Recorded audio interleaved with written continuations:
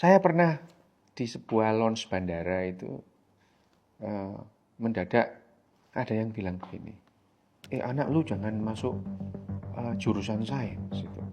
Kenapa? Anak lu tuh otaknya otak kanan. Jadi biar di bisnis saja dia. Nah, ungkapan seperti ini bukan yang pertama kali saya dengar gitu. Bahkan ada perkataan-perkataan atau pernyataan yang mengatakan seniman itu adalah orang yang menggunakan otak kanannya, sementara saintis adalah orang yang menggunakan otak kirinya gitu. Ini sudah lama sih, ya sejak saya sekolah di kedokteran tahun 80-an itu pernyataan-pernyataan itu seperti ini, seolah-olah adalah kalau saintis itu menggunakan otak kirinya, terus kemudian seniman itu menggunakan otak kanannya. Pertanyaannya, apakah benar demikian secara biologi atau kedokteran? Gitu ya. Nah itu, mari kita bahas.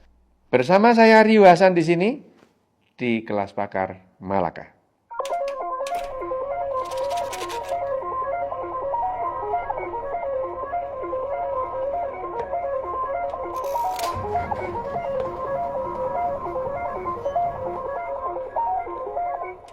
Apakah pernyataan otak kanan dan otak kiri ini sesungguhnya secara biologi atau kedokteran, apakah itu hanya mitos? Memang benar mitos otak kanan dan otak kiri yang berkembang dalam masyarakat itu ada. Yang diomongkan tentang otak kiri, otak kanan di buku-buku. Kalau kita menemui buku di toko buku itu tentang otak kanan, otak kiri. Itu adalah mitos. Tapi segini, dalam sebuah mitos biasanya ada sedikit kebenaran atau kejujuran. Termasuk mitos otak kanan, otak kiri ini. Nah, asal muasal dari mitos otak kanan dan otak kiri ini kapan ini? Nih ya, asal usul mitos otak kanan dan otak kiri ini berasal dari orang yang sebenarnya sangat berjasa ya dalam hal mengenali cara kerja otak itu. Siapa namanya? Namanya ada Paul Pierre Broca. Ini orang Prancis, dokter ya. Terus kemudian dia termasuk ya pelopor dalam dunia ilmu saraf dan bedah saraf ini ya, Paul Broca gitu. Dia seorang ahli anatomi ya. Terus kemudian dia juga seorang anti antropologi gitu ya. Nah, Paul Pierre Broca ini dia hidup antara tahun 1824 sampai 1880 ya itu. Dia meninggal pada usia 56, masih muda itu. Nah, Paul Broca ini yang menotis itu, menyadari bahwa ada di otak kita itu ada area-area yang bertanggung jawab atas kemampuan kita itu berbicara dan berbahasa gitu ya. Dari mana Paul Pierre Broca itu mengambil kesimpulan bahwa ada di otak kita itu daerah-daerah atau bagian yang bertanggung jawab atas kemampuan berbahasa dari pasien-pasiennya gitu ya. Jadi Paul Pierre Broca ini menemukan pasien-pasien yang mengalami stroke ya di daerah-daerah tertentu gitu ya. Atau mengalami kecelakaan dan trauma di daerah-daerah tertentu itu. Dia mengalami kemampuan berbicara. Sehingga tahun 1861 itu Broca itu mengumumkan secara resmi itu ya. Dalam catatannya atau dalam bukunya atau dalam risalahnya ada daerah tertentu di otak itu yang bertanggung jawab atas kemampuan kita bicara. Nah, daerah itu disebut daerah Broca ya. Broca area Broca. Di mana letaknya? Letaknya itu di lobus frontalis bagian belakang gitu ya, berbatasan dengan motorik area gitu ya, area motorik dan berseberangan dengan ujung atau tip dari temporal lobe atau lobus temporalis. Itu adalah area Broca gitu. Area Broca. Tapi ternyata kemampuan kita berbicara tidak hanya di satu tempat itu ya. Ada tempat lain yang 10 tahun kemudian tahun 1871 ditemukan oleh Karl Wernicke gitu ya. Nah, yaitu ya. Nah, Karl Wernicke itu menemukan yang namanya area Wernicke. Nah, dua area itu terhubung dengan cara sejarah, dan ini dua area ini yang bertanggung jawab atas kemampuan manusia itu berbahasa dan berbicara. Area Wernicke dan area Broca. Pusat bicara Wernicke dan pusat bicara Broca. Nah, kebetulan gitu ya, kebetulan yang namanya area Wernicke dan area Broca itu memang ada dalam hemisfer dominan, hemisfer kanan dan hemisfer kiri.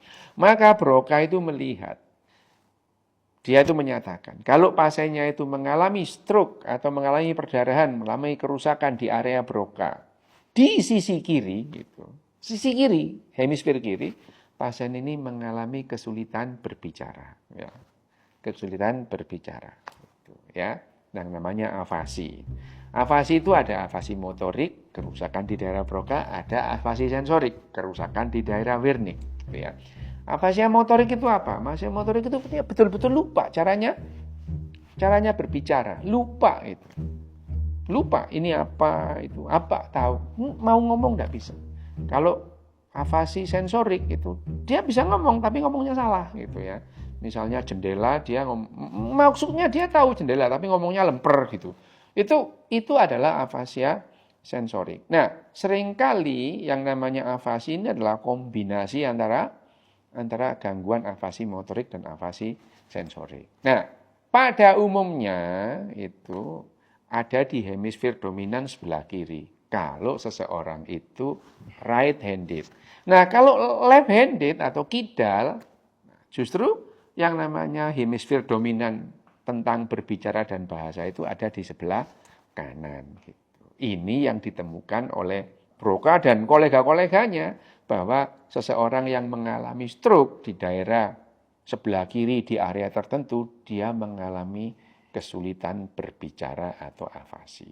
Nah terus bagaimana dengan hemisfer yang sebelah kanan gitu? Nah, kalau yang terjadi itu stroke di daerah hemisfer yang sebelah kanan, nah itu pasien itu mengalami yang namanya agnosia gitu. Agnosia itu apa? Kesulitan melihat pola. Maksudnya apa? Orang-orang agnosia itu, pasien-pasien yang mengalami agnosia, kerusakan di otak sebelah kanannya gitu pada umumnya, kalau dia right-handed gitu ya, atau menggunakan tangan kanannya, bukan kidal itu. Dia mengalami agnosia. Agnosia itu adalah ketidakmampuan menggunakan satu atau lebih inderanya. Entah itu penciuman, entah itu penglihatan gitu ya. Entah itu pendengaran, dia itu mengalami kesulitan melihat pola ya. Dulu dianggap agnosia itu adalah visual agnosia. Ternyata sekarang kita paham bahwa agnosia itu ada agnosia pendengaran, agnosia penciuman, agnosia pengecapan. Ada orang yang buta nada, itu adalah dia mengalami agnosia pendengaran. Tuh. Nah, rupanya yang namanya tadi yang disebut afasi tadi mempunyai kembaran itu. Kembaran di hemisfer yang sebelahnya yang namanya agnosia tadi itu. Yang ini yang disampaikan oleh Broca. Broca itu tidak ngomong ada otak kanan, otak kiri, enggak. Dia itu hanya menjelaskan ini agnosia kerusakannya di sebelah kanan, kalau afasia kerusakannya sebelah kiri. Dia tidak ngomong apapun tentang bahwa orang itu kalau menggunakan orang saintis menggunakan otak kiri, otak kanan, itu tidak demikian gitu. Broca tidak ngomong demikian, tapi akhirnya ya yang namanya mitos ya itu berkembang luas, bahkan ya sampai sekarang psikologi klinis di luaran sana itu masih menggunakan itu istilah otak kanan dan otak kiri gitu ya. Jadi kalau saintis itu menggunakan otak kirinya, terus kemudian seniman itu menggunakan otak kanannya, apakah benar demikian? Mari kita kaji lagi lebih jauh ya. Begini, betul bahwa kemampuan berbahasa, kemampuan menelisik angka itu ya, mencerna angka yang rumit itu menggunakan otak kiri. Ya, betul itu. Sementara melihat pola itu menggunakan otak kanan, betul. Tetapi seorang saintis, dia itu mengerjakan rumus, bekerja di laboratorium, itu tidak hanya sekedar mengerjakan angka. Dia harus melihat pola, mengekstrapolasikan grafik, diagram itu. Dia melihat pola, melihat perubahan di mikroskop itu. Itu dia melihat pola. Jadi seorang saintis memerlukan otak kanan dan otak kiri bekerja sama bagusnya. Demikian juga seniman, katakanlah pelukis. Memang betul mengenali pola itu hemisfer sebelah kanan pada umumnya. Tetapi untuk menggerakkan kuas, melakukan gerakan-gerakan motorik halus, itu 100% menggunakan otak kirinya. Jadi seorang saintis yang hebat dan seorang seniman yang hebat menggunakan otak kanan dan otak kiri itu sama bagusnya. Jadi tidak benar bahwa yang dikatakan seniman menggunakan otak kanan dan saintis menggunakan otak kirinya. Sekali lagi, dalam sebuah mitos itu ada kebenaran. Kebenarannya mana? Ya tadi ya, yang namanya otak itu memang ada hemisfer kanan, hemisfer kiri, yang masing-masing mempunyai spesialisasi sendiri-sendiri. Seperti itu ya, seperti otak depan dan otak belakang, memang masing-masing itu mempunyai spesifikasi bekerja sendiri-sendiri. Tapi untuk hidup, kita itu memerlukan otak kita 100%, tidak hanya menggunakan otak depan atau otak bagian belakang saja gitu ya.